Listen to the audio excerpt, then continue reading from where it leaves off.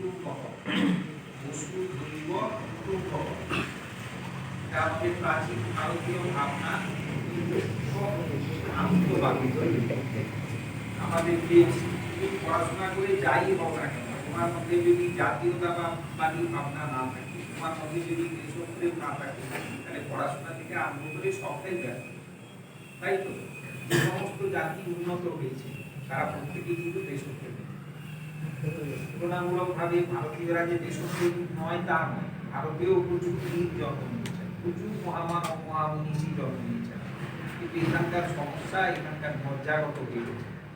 একটা ছোট্ট উদাহরণ দিয়ে বলি যে আমাদের দেশে যে ব্রিটিশ শাসন করেছে, আমাদের দেশে ব্রিটিশ সহ ইউরোপীয় এবং সমস্ত শ্বেতাঙ্গ জাতির মোট সংখ্যা ছিল মাত্র ৯২,০০০ মাত্র। তখন ভারতের জনসংখ্যা ছিল কাছাকাছি ৩২ থেকে ৩৩ কোটি। তাহলে ভেবে দেখো ৩২-৩৩ কোটি মানুষ যদি একটা করে চড় মারত, ৯২,০০০ মানুষ থাকতো সেখানে। যে রাজস্থান বলো, মহারাষ্ট্র বলো, যেখানে বলো, সব জায়গায় কিন্তু দেশের শত্রুতা দেশের মানুষই করেছে। এই যে মানুষের যে ভেদাভেদ, এই ভাবনা থেকে এই জিনিসটা এসেছে। সে উঁচু, সে নিচু, সে ছোট, সে বড়। আমরা যদি এই সম্পূর্ণ মনোভাব থেকে বেরিয়ে আসতে পারি, পুরো পৃথিবী জুড়েই আমাদের কুটুম্ব, এই ভাবনায় যদি আসতে পারি, তাহলে পৃথিবীতেও যেমন শান্তি আসবে, আমাদের মধ্যেও শান্তি আসবে। আমরা পড়াশোনা থেকে বড় হই, কিন্তু আমরা মানুষ হতে পারলাম না, তাহলে তার কোনো। আমাদের প্রাচীন ভারতীয় শাস্ত্রে একটা বিখ্যাত কথা আছে, মাতা মে পার্বতী দেবী, পিতা দেব মহেশ্বর, বান্ধব শিব ভক্তাশ্চ স্বদেশং ভুবনত্তর। আমাদের প্রত্যেকের যে যার ধর্মে কাউকে একজন পিতা বলে, মানে আমাদের ধর্মে আমরা কি বলছি, মাতা মে পার্বতী দেবী, দুর্গা দেবী আমাদের মাতা, পিতা দেব মহেশ্বর, শিব হচ্ছেন আমাদের বান্ধব শিব ভক্তাশ্চ, সেই পরম পিতার যারা শিষ্য তারা সকলেই আমার মানুষ, এবং স্বদেশং ভুবনত্তর, ভুবন জুড়ে আমার স্বদেশ। তাহলে এই যে একাত্মতা বোধ, এটা কিন্তু অন্য সংস্কৃতিতে তেমনটা দেখা যায় না, এটা আমাদের ভারতীয়দের মধ্যে। বুঝেছো? ওই জন্য তোমাদের প্রথম কাজ হচ্ছে নিজেদের মধ্যে ভেদাভেদ বুঝানো। ধর্মে যে যাই হই না কেন, আমরা প্রত্যেকে ভারতীয়, এই ভাবনা আমাদের মধ্যে আনতে হবে। আমরা প্রত্যেকে ভারতীয়, প্রত্যেকে ভারতীয়, আমাদের প্রত্যেকের ডিএনএ একই। তারপরে তার মধ্যে আবার উঁচু নিচু, সে ইংলিশের মধ্যে আবার সে আগে একটা সময় তো এমন ছিল যে যখন রাস্তা দিয়ে কোনো চন্ডাল যেত, তাকে কাঠ বাজিয়ে বাজিয়ে করে শব্দ করে করে যেতে হতো, যাতে তার ছায়াটাও ব্রাহ্মণের গায়ে না পড়ে। একটা সময় কিন্তু এইভাবেই গেছিল। আর মূলত এই ধরনের চিন্তা ভাবনা আমাদের দেশে অনিত্য এবং সমস্যা তৈরি। আজকে দেশকে বড় করতে গেলে এই যে নিজেদের মধ্যে ভেদাভেদ, এটাকে ভুলে যেতে হবে। প্রত্যেককে প্রত্যেকের প্রতি সম্মান জ্ঞাপন করতে হবে, প্রত্যেকের প্রতি শ্রদ্ধাশীল হতে হবে, বিপরীত লিঙ্গের প্রতি শ্রদ্ধাবোধ থাকতে হবে। আমাদের যদি ছাত্রদের ছাত্রীদের প্রতি, মহিলাদের প্রতি পুরুষের বা পুরুষের প্রতি মহিলাদের যদি সম্মান এবং সংগ্রামবোধ থাকে, তাহলে এখন যে সামাজিক প্রোগ্রামে যেগুলো আমরা দেখতে বা শুনতে পাই, সেটা অনেকটাই প্রশংসনীয়। অনেক দেশ আছে যাদের এই সমস্যাগুলো অনেক কম, কিন্তু তৃতীয় বিশ্বের দেশগুলোতে এই সমস্যাগুলো অনেক বেশি। আমাদের পরিবার, আমরা যদি সারা ভারতটাকে, সারা পৃথিবীকে একটা পরিবার বলে ভাবতে পারি, তাহলে আগে তোমার নিজের পরিবারটাকে তো নিজের হাতের কাছে আনতে হবে, তাই তো? আমরা অনেকেই যেটা করি সাধারণত, যে যার মতো করে থাকি, নিজের যে ছোট্ট পরিবার, 4-5 জনের পরিবার, সেখানে দেখা যায় যে বাবা অনেক রাতে হতে বাড়ি ফিরছেন, তার আগে হয়তো ছেলেকে ঘুমিয়েছে, তার সঙ্গে তার দেখাই, সকালবেলা দেখা যাবে ছেলে মেয়ে সকালে উঠে টিউশন করতে চলে গেছে, বাবার সঙ্গে দেখা। তারপরে কি হচ্ছে, আমাদের মনের মধ্যে একটা দূরত্ব থেকে যাচ্ছে। আমরা যদি এমনটা করি যে রাত্রিবেলায় একটা নির্দিষ্ট সময়ে সকলে ঘরে, ধরো 10টা সকলে আমরা খেতে, বাড়ির যতজন আছে সবাই একসঙ্গে খেতে পারলাম। বিদেশে কিন্তু বিশেষ করে মুসলিমদের মধ্যে এই সংস্কৃতিটা রয়েছে, তারা একটা থালায় অনেকে বসে খান, এটা একটা ভালো। এতে সমরসতা জিনিসটা, এটা কি বলা হয়, সমরসতা, সবার মধ্যে একটা সমত্ব তৈরি করা, সমতা তৈরি করা। আমার নিজের পরিবার যদি সমতা না থাকে, কে কাকে সেখানে যে যার মতো আছে, কেউ মোবাইল ঘাটছে, কে টিভি দেখছে, এক একটা ঘরে এক একজন বসে খাচ্ছে, তাতে নিজেদের মধ্যে যে বোঝাপড়া এটা থাকে। আমি জানি অনেক ঘরে এমন হয়, এমনকি আমার ঘরেও আমি অনেক রাতে স্কুল থেকে ফিরি, আমার বাড়িতেও এটা দেখেছি, এটা হচ্ছে। আমি এই জন্য নিজেকে পাল্টানোর চেষ্টা করছি যে একসঙ্গে নিজেরা বসে খাবো, খেতে খেতে সারাদিনের দুঃখের গল্প হবে, সারাদিনে কার কি হলো না হলো অভিজ্ঞতা শেয়ারিং করতে করতে কি হবে, পরিবারের মধ্যে একটা সম্পর্ক বন্ধন তৈরি। আমরা ধরো প্রত্যেক মানুষের ব্যক্তিগত চাওয়া পাওয়া যাই থাকবে না, আমাদের মধ্যে বন্ডিং বা বন্ধনের কিন্তু ভীষণ অভাব প্রত্যেকের বাড়িতে। বাড়িতে যদি বন্ধন না থাকে, সমাজে বন্ধন তৈরি হবে, সমাজে যদি বন্ধন না থাকে, তাহলে পুরো দেশে বা বন্ধন তৈরি হবে। পুরো দেশকে বন্ধনের মধ্যে আনতে গেলে আমাদের এই সকলের মধ্যে ভালো সম্পর্কটা তৈরি করা হবে। সামান্য হলে বুঝতে পারবে কথা। এইটা তোমাদেরকে শুরু করতে হবে নিজের পরিবার, নিজের পাড়াতে, পরের উপকারের জন্য নিজেকে ঝাঁপিয়ে পড়তে হবে। একটা সুন্দর একটা শ্লোক বলছি সংস্কৃতে, একটা খুব ভালো শ্লোক আছে যে পরোপকারায় ফলন্তি বৃক্ষা, পরোপকারায় বহন্তি নদ্য, পরোপকারায় ভুবন্তি গাব, পরোপকারার্থ ইদং সুখী। এই শ্লোকগুলো কঠিন কিছু নয়, খুব সাধারণ কথা। এই যে গাভী সকল দুধ দেয় কার জন্য? পরের উপকারের জন্য। তার বাছুর কম দুধ খায়, বাকিটা তো মনে রাখে। গাছ ফল দেয়, সে নিজে খাবে বলে তার বংশ বিস্তার হচ্ছে, তার সঙ্গে পশু পাখি মানুষ সকলেই সেই অমৃত ফল মানুষ। নদী বইছে কার জন্য? সেও পরের উপকারে। নদীর বহমানতা বন্ধ হয়ে যেত, নৌকা চলাচল বন্ধ হয়ে যেত, সেই জলবিদ্যুৎ তৈরি হতো না, মাছ উৎপাদন হতে পারতো না, কত কিছু। সেও বইছে পরের উপকারে। এবং যদি কেউ ঈশ্বরে বিশ্বাস করি, তাহলে সেই ঐশ্বরিক একটা নিয়মে কিন্তু এগুলো চলছে। একইভাবে পরোপকারার্থ ইদং সুখী, আমার এই যে শরীর, এটাও পরের উপকারে চলছে। ছোট গল্প বলি যে একটা কথা আছে, শুনেছ কখনো? এটা হাসির একটা ঠাট্টা কথা। দুই বন্ধু বাড়িতে শুয়ে আছে, বন্ধু বাড়িতে গেছে, যখন এক কেন্দ্রীয় বন্ধুর বাড়িতে গেছে, গিয়ে বাইরে গরমের সময় বারান্দায় শুয়ে আছে। একজন বাড়িতে কোনো জায়গায় একটা আগুন লেগে গেছে পাশের বাড়ি, সে আগুনের তাপে তার মুখটা যেমন চলে যাওয়ার মতো হচ্ছে, কিন্তু সে ঘুরে ঘুরে আর পুরো কথাটা বলার তার ধৈর্য নেই, বলছে কি মানে কি করছে। তখন আরেকজন সে বলছে কি শুন, তুই যেমন শুয়েছিলি ফিরে পরে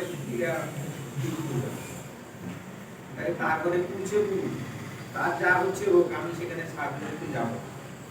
এরকম যদি তুই ভাবিস, তুই লোকে আসবি তুই বন্যায় বা কোনো প্রাকৃতিক বিপর্যয়ে সকলে তাকিয়ে থাকে যে কেউ প্রাণ নিয়ে এলো, কখনো প্রশ্ন করো এই কারোর জন্য প্রাণ দিয়েছে? আমি ছাত্রদের জন্য এখানে কম্পিউটার ব্যবস্থা করি, তোমরা অনেকেই জানো, কিন্তু ব্যর্থ। আমাদের দেশ এত বড় দেশ, কোথাও না কোথাও বিপর্যয় লেগেই আছে। তোমার 1-2 টাকায় কারো কিছু হবে না, কিন্তু তোমার মধ্যে একটা অনুভূতি তৈরি হবে যে পরের জন্য দাঁড়ানো দরকার। তুমি যদি পরের জন্য দাঁড়াতে না শেখো, তাহলে তোমার পাশে অন্য দাঁড়াবে না। তাহলে পরের উপকারের জন্য নিজেকে তৈরি রাখতে হবে সবসময়, এই ভাবনাটা যেন নিজের মধ্যে থাকে। আমরা প্রত্যেকে রয়েছি পরিবেশের মধ্যে, ছায়া মনস্য উৎপন্নী স্বয়ং তিষ্ঠতি চাপ ফলন্তি পরার্থেচ সত্য বিয়েতে মহাত্মা। আমাদের সংস্কৃত শ্লোকগুলো, সংস্কৃত গ্রন্থগুলো হচ্ছে জ্ঞানের আগর। ম্যাক্স মুলার বলে একজন বিখ্যাত জার্মান দার্শনিক, তিনি মূলত জার্মানিতে, জার্মান ভাষায় তাদের দেশের জন্য আমাদের বহু গ্রন্থের অনুবাদ করেছেন। তিনি ভারত প্রেমিক ছিলেন মানুষ। তিনি একবার কথা প্রসঙ্গে বলেছিলেন যে খ্রিস্টান লোক যখন মারা যায় তার মাথার কাছে কি রাখা হয় বাইরে, হিন্দু যখন মারা যায় মাথার কাছে কি রাখা হয়? পিতা রাখা হয়। মুসলিম যখন মারা যায় তার মাথার কাছে কোরআন রাখা হয় বা কোরআন পাঠ করা হয়, এটা সব ধর্মেই কথা বলছে। ম্যাক্সুলার বলছে যে আমি যখন মারা যাব আমার মাথার কাছে একটি কি রেখে দিবে, অভিজ্ঞান শকুন্তলম রেখে দিবে। অভিজ্ঞান শকুন্তলম যে কালিদাসের লেখা সংস্কৃত মহাগ্রন্থ, সেটা পড়ে তিনি এতটাই মুগ্ধ হয়েছিলেন যে তিনি কথাটাই বলেছেন। আলেকজান্ডার যখন ভারত আক্রমণে আসছেন, তার সঙ্গে তার যিনি গুরুদেব ছিলেন মাস্টারমশাই অ্যারিস্টটল, তিনি এসেছেন কতদূর, পারস্য পর্যন্ত, এখন যেটা ইরান। তারপরে বয়স হয়েছে, তিনি আর এগোতে পারলেন না, তিনি বললেন তুমি যাও, আমি এখানেই আছি বা ফিরে যাবো। আলেকজান্ডার তার গুরুদেবকে জিজ্ঞেস করলেন যে আমি তো ভারত জয় করতে যাচ্ছি, সেখানে সব পৃথিবীর সব দেশের মানুষই সেই দেশে যাওয়ার স্বপ্ন দেখে, অভিযান করে, আমি আপনার জন্য কি নিয়ে আসবো? তখন অ্যারিস্টটল বলেছিলেন সেখানে তোমাকে মাছকি নিয়ে আসা। তখন আলেকজান্ডার একদম অবাক, এসে কি কথা, যে দেশ দখল করার জন্য পৃথিবী মুখিয়ে থাকে, সোনার চিড়িয়া বলা হয় তাকে, সোনার পাখি, সোনা হিরে মণিমুক্তা ভারতকে কমপ্লিট হয়েছে, তাহলে সেইখান থেকে আপনার জন্য নিয়ে আসবো মাটি কেন? তখন অ্যারিস্টটল তাকে বলেছিলেন যে ভারতবর্ষে এত জ্ঞানী গুণী পণ্ডিত মানুষ বাস করেন যে তাদের পায়ের ধুলো লেগে যে মাটি পবিত্র, সেই মাটি একটু আমি কপালে ঠেকাতে চাই। তিনি তেমন শিক্ষক ছিলেন বলে তার ছাত্র সেরকম, তিনি অযথা কাউকে হত্যা করেন, কোথাও মন্দির, কোনো ধর্মস্থান নিয়ে দেননি, কোনো লাইব্রেরিও পড়াননি, বরং তার মাস্টারমশাইয়ের সুপারিশে তিনি কি করেছিলেন, সৈন্যের সঙ্গে প্রায় সমান সংখ্যায় পণ্ডিতের ছিলেন, ভালো ভালো সব পণ্ডিত। কোন সময় আমি যদি ফিবোনাক্কি সম্পর্কে বলি, ফিবোনাক্কি নাম্বার চিনি, শুনলে অবাক হয়ে যাবে। ফিবোনাক্কি থেকে শুরু করে সব বড় বড় পণ্ডিত তার সঙ্গে সৈন্য দলে এসেছে। তাদের কাজ ছিল কি, বিভিন্ন মঠে, বিভিন্ন গ্রন্থাগারে, মন্দিরে ছড়িয়ে দেয়। ওখান থেকে যতটা পেরেছেন শাস্ত্র গ্রন্থ, যতটা পেরেছেন তারা সেগুলোকে অনুবাদ করে অথবা নিয়েও চলে গেছে। ভারত থেকে জ্ঞান ভান্ডার এইভাবে বিদেশে চলে গেছে। ভারত একটা ভালো দেশ এবং এখানকার যে সাহিত্য যথেষ্ট সমৃদ্ধ। কালিদাসকে বলা হয় ভারতের শেক্সপিয়ার। আমি তো উল্টো কথাটা বললে খুশি যে শেক্সপিয়ারকে ইংল্যান্ডের কালিদাস বললে ভালো ছিল, কালিদাসের গ্রন্থের তুলনা হয়। এমনকি আমাদের যে তুলসীদাস, যিনি রামচরিত মানস, তুলসীদাসের রামচরিত মানসে যতগুলো শব্দ আছে, ততগুলো শব্দ শেক্সপিয়ারের সমস্ত সাহিত্যে। আসলে আমরা ব্রিটিশ দ্বারা শাসিত হয়েছিলাম বলে তারা যা বলেছে আমরা তাই শিখেছি বা শুনেছি। সেই সংস্কৃত হচ্ছে পৃথিবীর সবচেয়ে সমৃদ্ধ ভাষা। একবার আমেরিকার কোনো একটি বিশ্ববিদ্যালয়ে সংস্কৃত নিয়ে একটি সমীক্ষা হয়েছে যে কম্পিউটারের সবচেয়ে প্রিয় ভাষা কি, মানে কম্পিউটারের জন্য কোন ভাষাটা সুটেবল হবে। 5টি ক্লাসিক্যাল ল্যাঙ্গুয়েজ সেখানে ব্যবহার করা হয়েছিল। 5টা যে প্রাচীন ভাষা, ল্যাটিন, তারপরে আরবি, সম্ভবত পার্সি, সংস্কৃত, ইংরেজি, কয়েকটা ওটা আছে ক্লাসিক্যাল ল্যাঙ্গুয়েজ, প্রাচীনকালের ভাষা দেওয়া হয়েছিল। সেখানে দেখা গেল কম্পিউটার সবচেয়ে ভালো হচ্ছে সংস্কৃত ভাষা। সংস্কৃত ভাষার ব্যাকরণ অত্যন্ত সাইন্টিফিক। আমি প্রসঙ্গক্রমে বিখ্যাত কথা বলবো, মেন্ডেলিভের নাম শুনেছ, তিনি পর্যায় সারণী আবিষ্কার করেছিলেন। তোমরা ক্লাস 10 ওদেরকে করেছ, পর্যায় সারণী না থাকলে কোনো অবস্থাতেই কেমিস্ট্রি আর এই জায়গায় পৌঁছাতো। শুনলে অবাক হয়ে যাবে যে মেন্ডেলিভ এই পর্যায় সারণী ধারণাটাই পেয়েছিলেন বিখ্যাত পানিনির অষ্টাধ্যায়ী গ্রন্থ। সামনের বিপিনের নিচে পানিনি ছবি সহ বিষয়টা লিখেও দিয়েছে। সংস্কৃত ভাষাকে বলা হয় হিন্দু ইউরোপিয়ান ভাষা সমূহের জন্ম। সংস্কৃতের ব্যাকরণ এতটাই বিজ্ঞানসম্মত, তো বিভিন্ন দেশে সংস্কৃত ব্যাকরণ পড়ানো হতো। সেই সময় মস্কো বিশ্ববিদ্যালয়ের একজন ভাষা তত্ত্বের অধ্যাপক, তিনি পানিনির ব্যাকরণ অনুবাদ করছেন, তার সঙ্গে মেন্ডেলিভের বন্ধুত্ব ছিল। একদিন সন্ধ্যাবেলায় চায়ের আসরে কে কি করছেন কথা বলতে বলতে প্রসঙ্গক্রমে মেন্ডেলিভ বলে ফেললেন যে এখন একটা পর্যায় সূত্রে কাজ করছি, বিলাতে পারছি না। সমস্ত ধাতুগুলোকে মূলগুলোকে আমি একটা সারিবদ্ধভাবে সাজাতে চাই। তখন তিনি বললেন, তুমি বর্গীকরণ সূত্রটা করে দেন। আমি সেই বিষয়ে কাজ করছি, তার অনুবাদ করছি। দিয়ে তিনি পাণিনির কথা বললেন। পাণিনির যে যে কবর্গ ক চ ট ক ক চবর্গ চ ছ বর্গে যে ঢ ইম, এইভাবে যে তিনি বর্গীকরণ করেছিলেন এবং সেখানে যে ফোনেটিক্স ধ্বনিতত্ত্বের যে ব্যবহার করা হয়েছে এতে কার্য হয়ে গেছিলেন। এবং তিনি বলেছিলেন যে আমি পর্যায় সূত্র আবিষ্কার পর্যায় সারণী তৈরি করার পরে এই মানুষটিকে সম্মান করি। তিনি সেখান থেকেই অনুপ্রেরণা পেয়েছিলেন এবং অনেক সংস্কৃত শব্দ, যে আমরা বলি টুকিয়া টয় দিয়াম টুকিয়া, আমি যে টয় মানে দিই বিকাশিকম, একম সংস্কৃত শব্দ থেকে এসেছে। তৃতীয়া ট্রাই মানে ত্রি, এই কথাগুলো সব এখান থেকেই এসেছে। কিন্তু আমাদের কাছে অবাক হওয়ার পৃথিবীর দ্বিতীয় বৃহত্তম গ্রহে, যেটাকে সান বলা হয়, যেখানে পৃথিবীর বিশ্বের স্মৃতি রহস্য গবেষণা করা হয়। ইউরোপের 6টা দেশের সীমানা বরাবর উত্তর দেশে ল্যাবরেটরিটা আছে। পৃথিবীর বৃহত্তম প্রকল্প ছিল ম্যানহাটান পরমাণু বোমা তৈরির প্রকল্প, আর দ্বিতীয় বৃহত্তম প্রকল্প হচ্ছে এই যেটা বলছি। সামনের প্রবেশ পথে ভগবান নটরাজ শিবের বিশাল মূর্তি রয়েছে। ইউরোপীয় বিজ্ঞানীরা কি এত হিন্দু ভক্তের প্রতি অনুরাগী হয়ে গেলেন? তা নয়। তারা ভেবেছেন যে এই যে কণিকাগুলোর যে বৃত্ত, কণিকাগুলোর যে সঞ্চার, সেটা nothing but the cosmic dance of Lord Shiva. তাদের মনে হয়েছে নটরাজের যে নৃত্য ভঙ্গিমা, তার সঙ্গে এই মহাজাগতিক নৃত্যের মিল রয়েছে। আমরা সেই সংস্কৃত ভাষা বুঝতে বসেছি, আজকে প্রায় লোক পেয়ে যাচ্ছে। সংস্কৃত ভাষা থেকেই ভারতের বহু ভাষার সৃষ্টি। এই সংস্কৃত ভাষায় প্রচুর মূল্যবান শ্লোক আছে। এটা কখনো যদি অবসর পাও, সংস্কৃতের শ্লোক চর্চা করতে করলে ভালো লাগে। এটা কোনো ধর্মের ভাষা। তো সেই সংস্কৃত ভাষাতে আমি যে শ্লোকটা বলে এতগুলা কথা বললাম, যে ছায়া মনস্য পূর্বন্তি স্বয়ং তিষ্ঠতি চাল ফলন্তি পরাজয় সত্য মন্দিরে মহান্তি। মানুষকে জীবজন্তুকে ছায়া প্রদান করে, ফল দান করে, নিজে রোদে দাঁড়িয়ে থাকে, ঝড় জলে দাঁড়িয়ে থাকে। যে কি করে? গাছ আমাদেরকে প্রশান্তি দেয়। সেই গাছ হচ্ছে পরম সত্য, সত্য মেয়েতে মহান্তি। তাহলে আমরা যদি গাছকে, পরিবেশকে, পর্যাবরণকে সুরক্ষিত না করি, তাহলে কোনোভাবেই আমরা সুস্থ থাকতে পারবো না।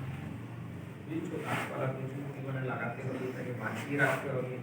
তোমরা অনেকেই জানো, আমাদের স্কুলে আমরা সুন্দর একটি বায়োডাইভার্সিটি গার্ডেন তৈরি করেছি। প্রায় 250 বিভিন্ন ধরনের লুপ্তপ্রায় বা বিরল প্রজাতির যেসব গাছ এখানে লাগানো হয়েছে। তারপরে এখানে একটা পাহাড়ের ইকোসিস্টেম তৈরি করা হয়েছে। সকলে দেখনি, কেউ কেউ দেখবে, টেস্ট পরীক্ষা করে আমি তোমাদের গিয়ে দেখাবো। পাহাড়ের যে যে দৃশ্যগুলো দেখা যায়, ঝর্ণা, তারপরে নদী, তারপরে উপর থেকে যে জলপ্রপাত করে, তারপরে জল পড়তে পড়তে যে পাথর হয়ে গিয়ে শিবলিঙ্গের মতো দেখতে হয়ে যায় বলে অনেক ধর্মপ্রাণ মানুষ সেখানে তীর্থ বসে যায়। তারপরে পাহাড়ের রাস্তা অনেক জলের মতো, তারপরে ওখানে বিচিত্র ধরনের প্রাণী থাকে, তার সব প্লাস্টিকের মডেল বসানো আছে, বিভিন্ন ধরনের গাছ বসানো আছে। এগুলো সবই তোমরা একদিন দেখবে টেস্ট পরীক্ষা শেষ করার পরে। পরিবেশ নিয়ে ভাবতে হবে। আমাদের পরিবেশে থাকা উচিত অন্তত 33% সবুজ জায়গা। কিন্তু ভারতবর্ষের গড় 14% কাছাকাছি। পশ্চিমবঙ্গের পরিস্থিতি আরো খারাপ। এখানে জনবসতির তুলনায় সবুজের পরিমাণ অনেকটাই কম। তাহলে এই জন্য তোমাদের প্রত্যেকের কর্তব্য হওয়া উচিত। কিন্তু মা আমাদের পৃথিবীর আমরা ঋণশ কিভাবে করব? যদি একটা হলেও গাছ লাগাতে পারো। সংস্কৃতের একটা কথা আছে, গাছের কথা বলা আছে যে এতগুলো গাছ যারা লাগাবে তাদের নরকে যেতে হবে। পরিবেশকে সবসময় বাঁচাবে। পরিবেশ নিয়ে সর্বপ্রথম ভেবেছিলেন আমাদেরই দেশের সম্রাট অশোক। তিনি পশু পাখি সংরক্ষণের কথা বলেছেন, শিলালিপির মাধ্যমে তাদের সংরক্ষণের কথা বলেছেন, এবং পৃথিবীর প্রথম হাসপাতাল সম্রাট অশোক তৈরি করেছিলেন।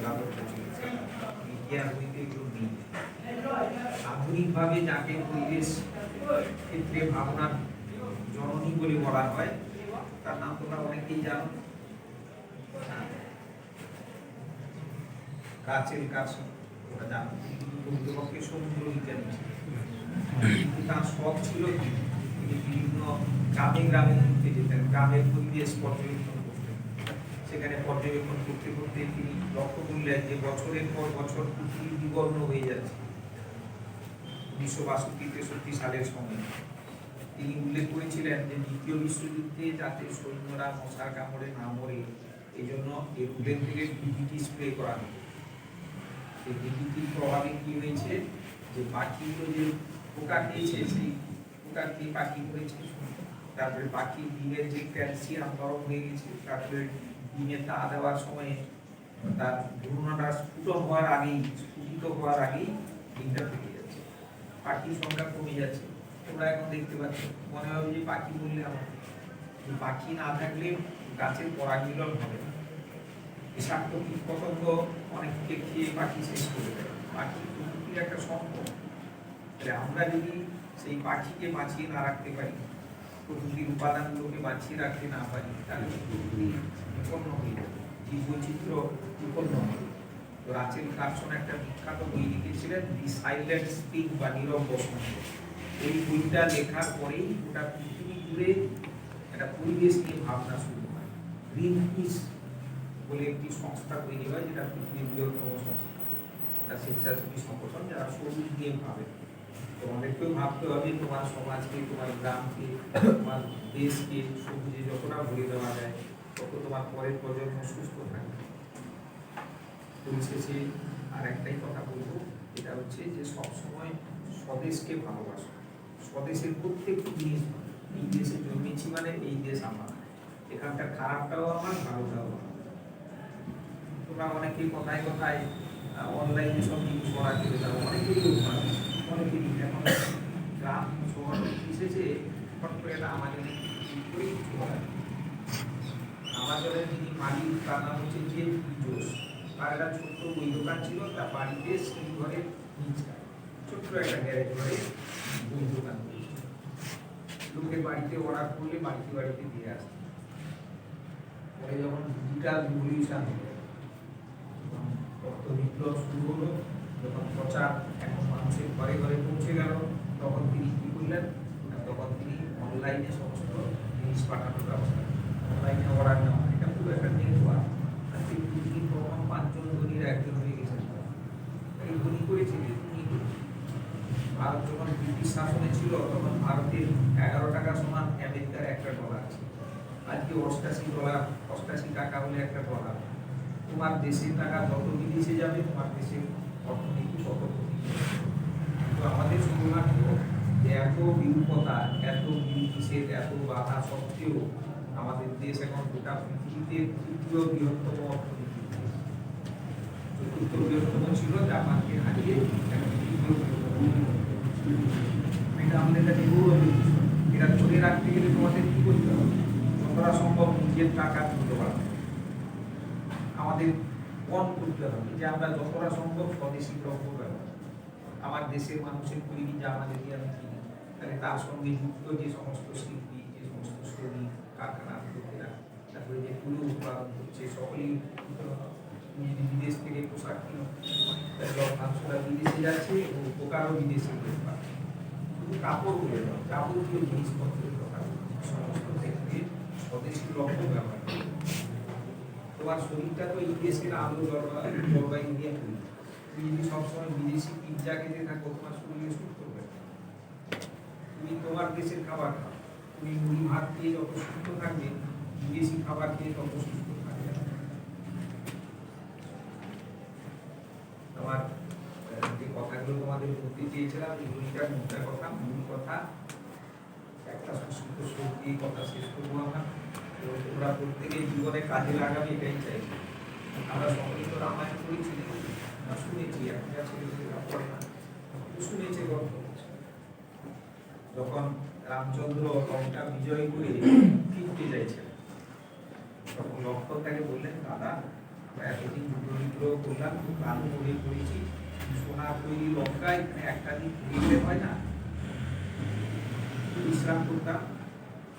শ্রীরামচন্দ্র তাকে বলেছিলেন অতি স্বর্ণময়ী লঙ্কা নরচয়ে তেলক্ষ্ম জননী জন্মভূমিষ্ঠ স্বর্গাদপি গরীয়সী। এই লঙ্কা সোনার তৈরি, যদিও সোনার তৈরি, আমাকে আমার মুখে উঠছে না, আমার কাছে যে কোনো আগ্রহ বা আকর্ষণ নেই, আমার জন্মী জন্মভূমি শব্দের চেয়েও এই ভাবনা তোমাদের মধ্যে থাকা, তোমাদের মধ্যে জাতীয়তাবাদী মুভমেন্ট হওয়া দরকার। জাতীয়তাবাদী মানে সংকীর্ণ জাতীয়তাবাদী বা আন্তর্জাতিক, পৃথিবীর সব মানুষকে ভালোবাসে, কিন্তু আগে নিজের দেশকে ভালোবাসতে শেখো, নিজের মানুষকে ভালোবাসতে শেখো, নিজের পরিবার, নিজের সমাজ, নিজের বন্ধু বান্ধব সবাইকে ভালোবাসতে শেখো, পরস্পরকে শ্রদ্ধা জানাও, এবং সেই সঙ্গে তোমার যা কাজ, তোমার কাজ পড়াশোনা করা, যে খেলায় বড় হতে চাও, প্রথম দিয়ে দিয়েছাও শিক্ষা, মাধ্যমিক উচ্চ মাধ্যমিক পাস করি, সেটা শেষ করে তোমার খেলার দিকে এগিয়ে গিয়ে বড় হোক, কেউ বাধা দিবে না, কিন্তু প্রাথমিক যে কাজটা সেটা তোমাদেরকে করতে হবে। তোমাদের সকলকে অনেক অনেক ধন্যবাদ। পড়াশোনা করে অনেক বড় হও, দেশের আদর্শ মানুষ হিসেবে নিজেকে গড়ে তোলো।